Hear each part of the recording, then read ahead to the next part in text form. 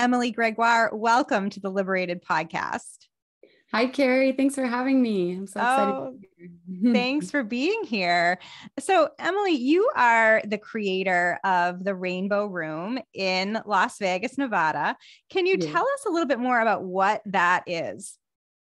Yeah, so the Rainbow Room is a hybrid homeschooling service that I provide. It's a mixture of private tutoring plus socialization and play. And I've created an environment here in my home for my own four unschooled, homeschooled children. And then it was just like, I want to share this with more kids. I've spent so much time and energy, and I just wanted to share it with more. And so that started about 4 years ago. And this will be my fourth year operating the Rainbow Room. And it just keeps getting better each year. And I'm very happy to have almost welcomed all of the kids back from last year this year. So I'm going on, some kids have been here 3 years. So it's so fun to have that influence on their lives. So you talked about that it offers these various resources, opportunities for socializing, for tutoring. What is the structure? How many days a week can kids come? What are the ages? That sort of thing. Sure. So the Rainbow Room right now, it's gone different varying ages, but our group is kind of aged to where we're about 4 to 8 is the sweet spot. My daughters are 8 and 10. And so the oldest is 10, but we operate in a way that's a lot like a Montessori school where the kids are all invested in each other and everyone is working like together as a team. We talk a lot about teamwork. And so one of the reasons why the Rainbow Room is unique is I didn't try and like recreate school for people because that wasn't my motivation as a mother. I'm like a very big person into my own family. So I wanted to create something that was supplementary and not a huge both cost on the family and a huge, every day you're getting up, packing a lunch, getting out the door, So it only operates, Rainbow Room is on Tuesdays and Thursdays from 9 to 4. And it has been a perfect way to be. I am very resourced when the kids come. I'm excited. My kids are excited. We're all excited to welcome them here. And then on the flip side, the kids are having enough time with their families and parents that they're excited to have a little break. And then it's just, I really like the vibe of it. And then the parents, I don't do everything, right? Because I work very in tandem with the parents too. How can we best create like what's good for your family and good for them? And it's very, very individualized. That's great. And so it's a drop-off program, yes. 9 to 4, Tuesdays and Thursdays. And about how many kids do you have this fall? 13. Wow. Oh, yeah. That's great. It's wonderful. So I want to now go back a little bit and find out more about how this came to be. Sort of what is your background and what was your inspiration in creating the Rainbow Room? I think you sort of began to touch on it with saying you wanted to create a solution for your own family, that you were very much focused on self-directed education, unschooling, that sort of thing, and wanted to bring that to a larger community. But tell us more about the evolution of the Rainbow Room. Sure. I am a self-directed learner by default. I have always had a very hard time learning anything else that people wanted me to learn. So that was like basically the programming I came with.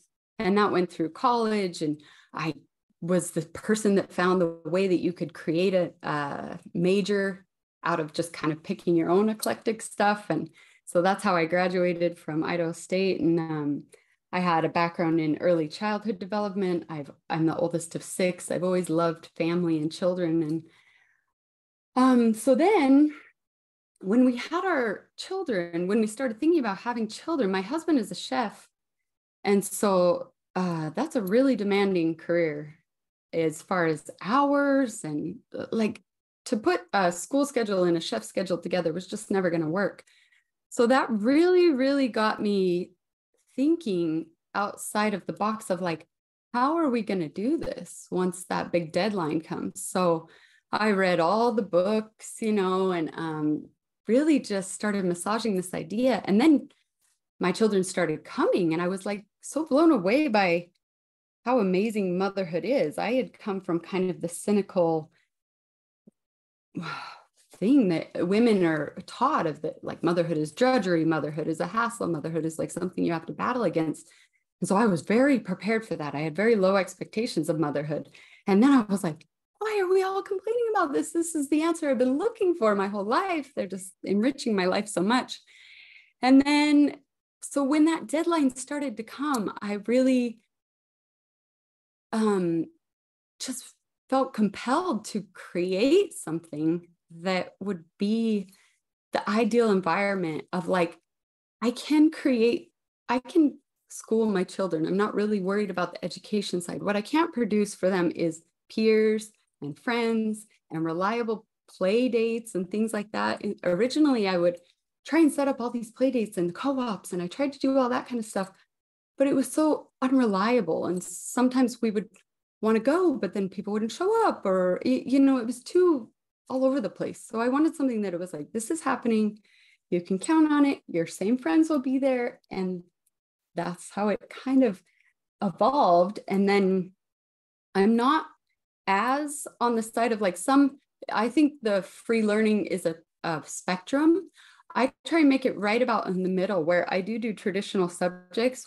I've taught kids how to read, we do math, we do a mixture of workbooks. I have Montessori materials. Like, it's a very eclectic, whatever serves that child is brought in at the moment.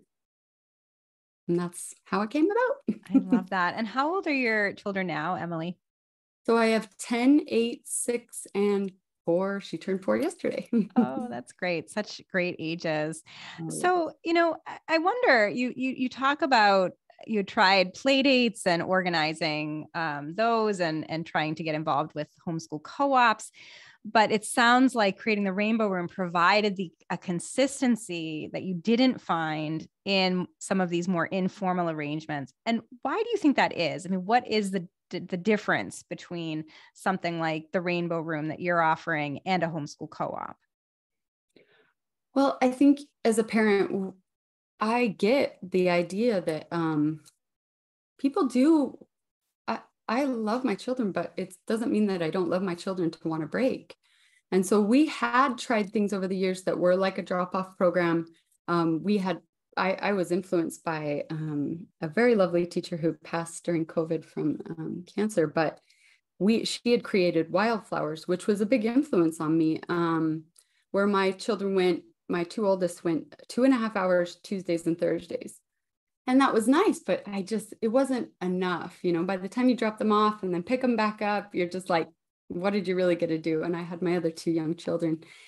And so that was great. But then from that, I just saw how alive and vibrant these kids were. And I really wanted to explore that more, like, oh, it's possible.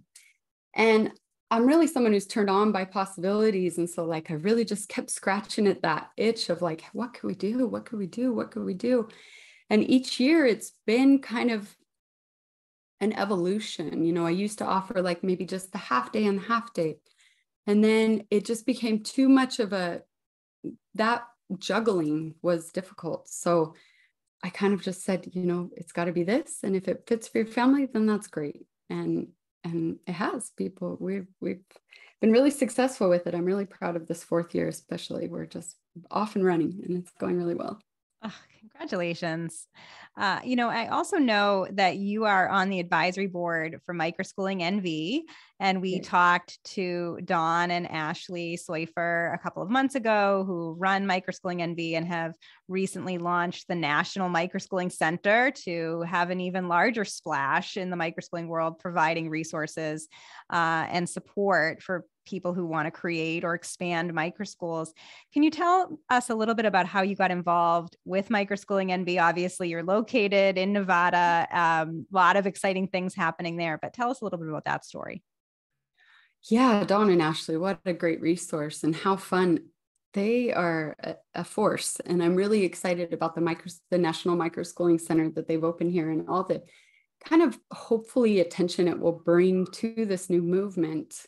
Especially here in Nevada, we have a lot of great microschools here because we're one of the last in the nation in education. So you have like, it's kind of a weird mix of disrest and then people who are looking. So there's really an audience to serve, I guess. And how it started is I think Don or Ashley had reached out during the summer of COVID, and I was working with Kath Frey's in the 100 Roads program. And I was hesitant at first because I was like, well, I don't know exactly what this is. And then once we met, I was like, oh, we're speaking the same language. Like we're on the ground floor of something, but we're trying to, it's still a very exploratory conversation and trying to think about things and try different avenues and then say, well, that doesn't really work. Let's try something else. And we have now a couple Acton academies here. Life Skills Academy is one of my favorites, a dear friend James. Bloom Academy, Self-Directed Learning Center. We're just really doing something in Las Vegas. It's very exciting. It is so exciting. And that's interesting that you say that there is some of this unrest from parents, dissatisfaction with available traditional options. And so there's a desire or demand for more education choices and different kinds of schooling alternatives. And so what is the landscape like in Nevada for education entrepreneurs, right? Because there's often a lot of challenges that, well, entrepreneurs in any sector encounter, but especially in education, it's a highly regulated sector. There often are these barriers to entry and scale for education entrepreneurs. And I wonder if you can talk a little bit about what you're seeing in Nevada. Is it a friendly state so far for education entrepreneurs? And that's what's catalyzing a lot of this growth in alternatives.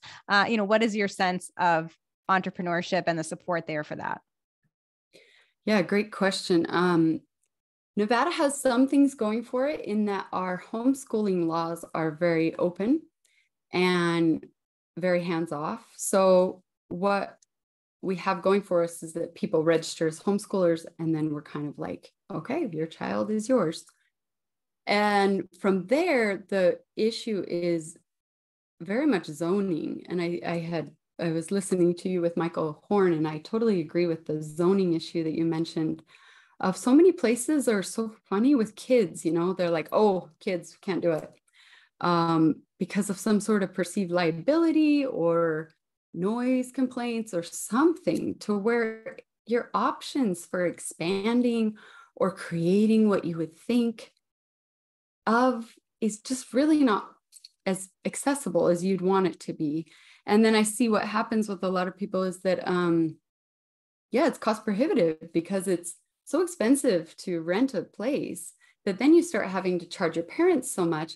And then you're really kind of having to go to a different audience of maybe like private children that were already being served in the private school sector.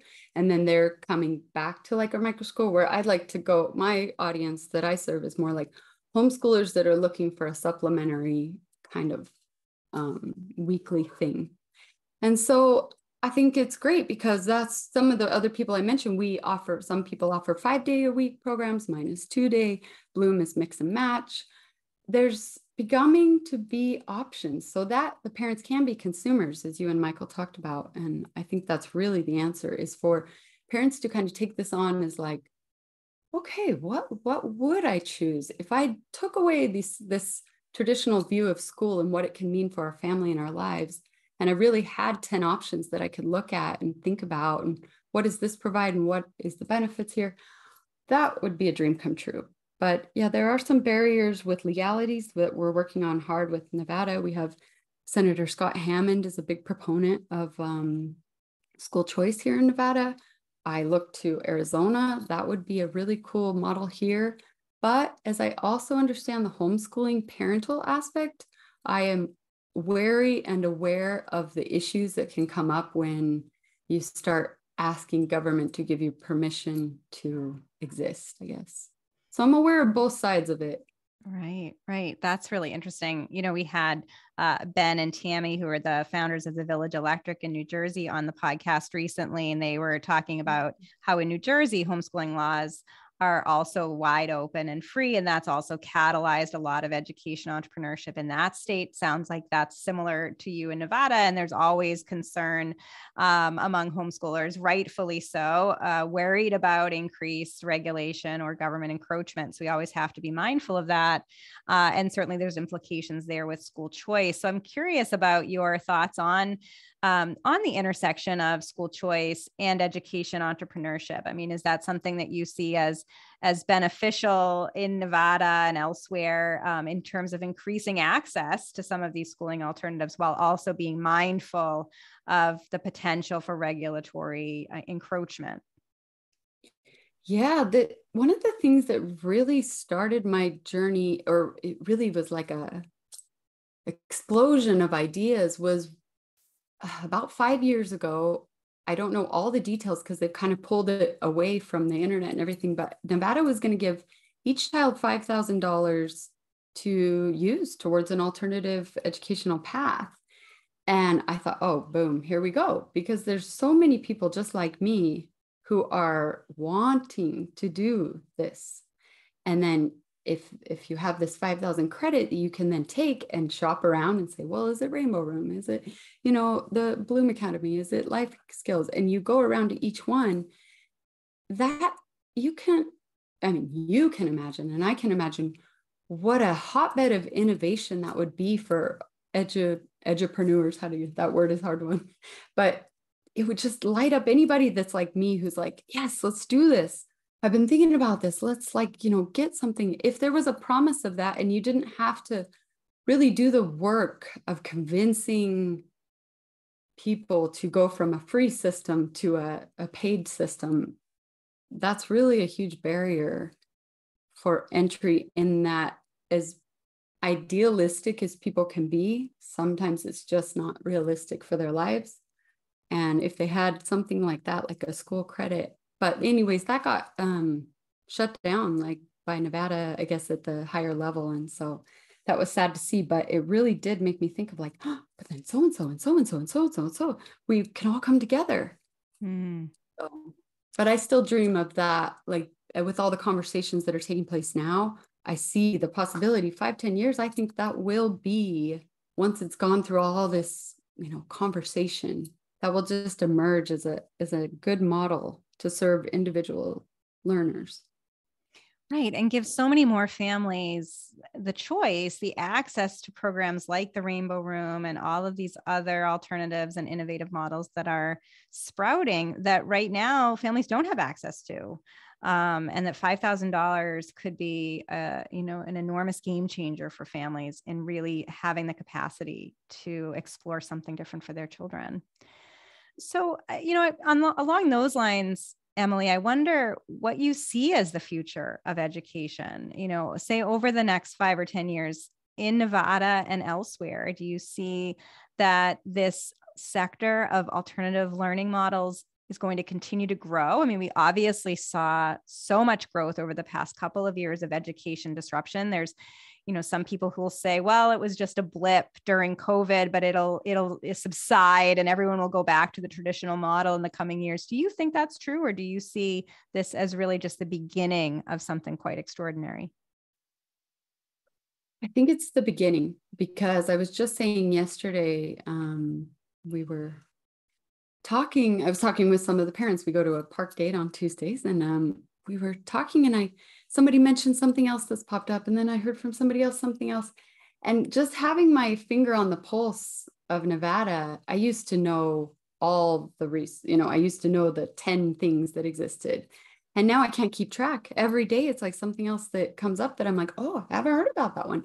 Do they know about the MicroschoolingNV? Do they it's becoming a bigger and bigger web of people who are just getting the desire and the guts to just do it. And I think that's we're going to reach a tipping point where that's just going to be accepted, and people will start buzzing of like, well, we're looking at microschools.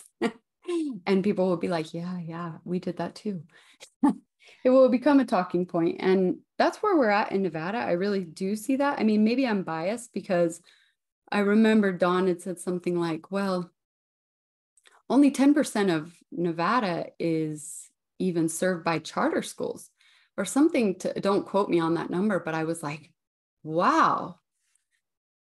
And then for like the smaller version of, or the smaller component that is homeschoolers. So I guess, you know, I kind of can be in my own little bubble, but I would like to see a disruption that happens. And then once we get enough gain and traction and attention, it can be something that I really like the different models where microschools are existing within the schools, within the public school.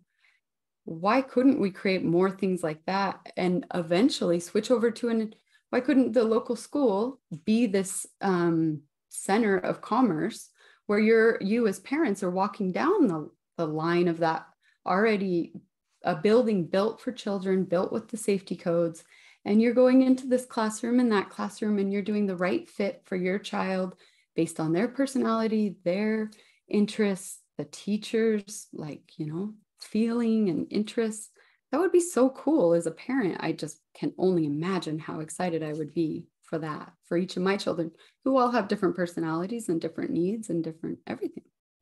So really reimagining education, both within the dominant system and also outside of it. And hopefully a lot of that experimentation that's happening in the schooling alternative world begins to seep in to conventional schooling. I think we've already seen inklings of that as some public schools have tried to move towards some microschool models, especially when that became popular over the past couple of years. They feel that competition to keep families engaged and to serve families. And so hopefully we'll see more of that.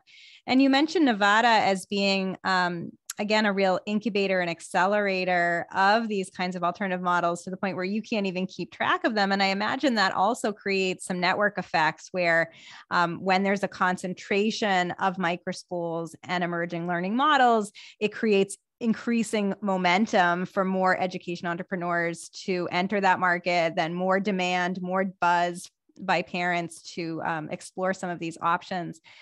I imagine that many of the microschools in your area and learning programs like yours are, you know, really diverse in terms of their educational philosophies and approaches.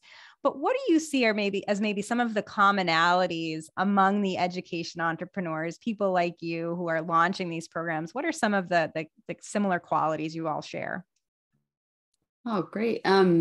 Yeah, I love our little community. We know each other, at least like there's a good 10 schools that we all communicate daily on WhatsApp and different things like that and talk about different programs that are out there. And that's what's really cool too, is that you're part of this community.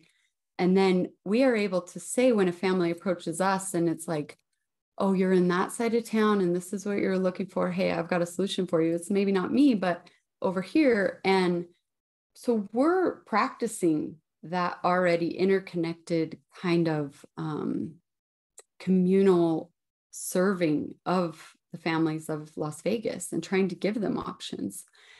And to speak to that, I think it does create something where people are looking for that, and then it can encourage more and more innovation for people. And if anybody's in Nevada, just reach out to MicroschoolingNV or to myself on Instagram and we'll get you connected. But I really just feel very optimistic that we can do this and that it might not be as quick as we'd like. You know, I like that quote, I'm paraphrasing, but where it's like, don't kill what you hate, keep what you love, and then like build new structures that make the old obsolete. I think that's best, because if we just abolish the school system tomorrow, we saw the fallout of all of that and just so many kids that are underserved. And so let's build slow, build steadily, and then I think there will be a real future for all of us who are dreaming of this.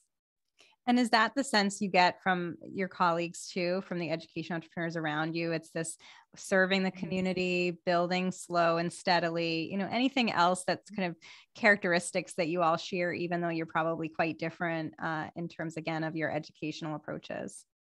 Yeah, let me think. So yeah, I think we all hugely agree, even though we do have different levels of attention to the different subjects or what we deem in the hierarchy of importance. I would say definitely the child and the family. the child and the family are back center stage. And so I think we all have that as like a driving force, where if any teacher was listening, I know the individual teachers would not agree with that. They take in families and children, and that's what they care about. But the administration side of education is very like, you can't even come in your school. You drop off the kid at the front, and there they go. And it feels kind of cold and sterile as a family. So for us, it's like welcoming a family and welcoming a child in, becoming a really dynamic interaction to the teacher, advisee, coach, parent, child relationship. So it's more of a circular thing than two separate entities that aren't really communicating with each other as much. Yeah. And I think over the past couple of years, parents have really become re-energized, right? That they realize that they want and expect to be a central part of their children's education in ways that they may not have felt pre-2020.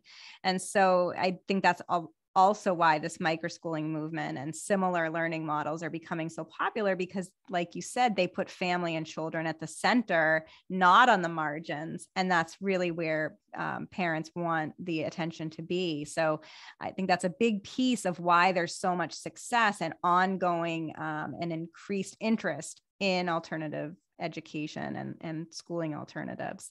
So Emily, as we begin to wrap up, I wonder what advice you have for education entrepreneurs who are just thinking about getting started, or maybe they're further along on the path to hanging up their shingle and giving it a go.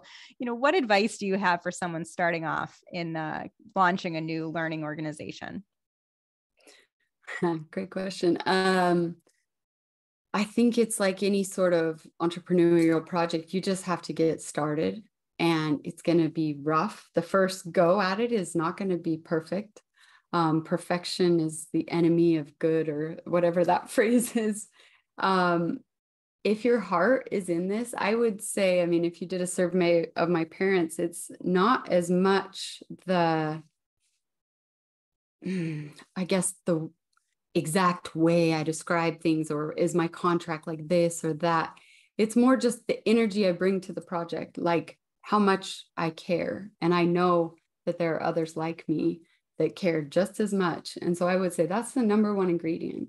Do you care about children? Do you care about families? Then start, keep going little by little. And I would caution people away from the whole school at home or recreate school, but like in a microschool, like you can come to my home and then we'll do second grade here. I think that that's kind of a big hiccup, because what will happen is that you're trying to convince somebody who's already a traditional, looking for a traditional path. I want second grade for my child, but it's a hard one, because then are you really able to deliver as much as the school? I think it's better to almost just say, let's see what happens. Let's learn about your child. Let's provide them with resources and really trust the child. That is my big thing, is that, excuse me, I really trust children to lead their own education. And if someone's here in the Rainbow Room, like it's astounding to see these children just buzzing with their own energy and their own joie de vivre, and like moving from one activity to another and pulling out their workbooks because they want to get it done for this part of the day, and they're setting goals. And it's like the great Maria Montessori, one of my big influencers, said, it's like the children are acting as if I'm not even present. And that's a huge motivator for me, is like the more that I can skew on that, instead of like reliant on me, the teacher, the sage from the stage, giving you knowledge, like, no, I want to just be the cheerleader, the encourager, the excited person that's like, learning is awesome, math's the best, And I think that's a funner model for everybody, and a more sustainable model, really, because the children bring the ingredients. We're just there to kind of, massage it. Well, the Rainbow Room sounds like a magical place. I wonder how my listeners can find and follow the work you're doing there. Sure. I'm very active on Instagram, and I film our days and kind of spin them into a cute little snapshot of how this kind of works. And that's just a natural thing that I do. I've always been big about filming my family and my children and sharing our journey, but it's been really fun because I think it's very hard. Even in this conversation, I have a hard time expressing maybe what the magic is, but when you get to see it firsthand, it starts to make sense. And you start to see, look at these children. Oh my gosh, they're learning, and that one's reading, and this one's doing this. And look. They're smiling, they're happy, they're playing, they're having fun. It really has been a service, I think, to myself, where I was just doing it from just kind of like, I want to keep track of my life and what I'm doing. And it became this thing of like, people can visually see what's going on here. And so that's on Instagram. I do that on Instagram at the Rainbow Room with a dot. So the Rainbow Room with an underscore.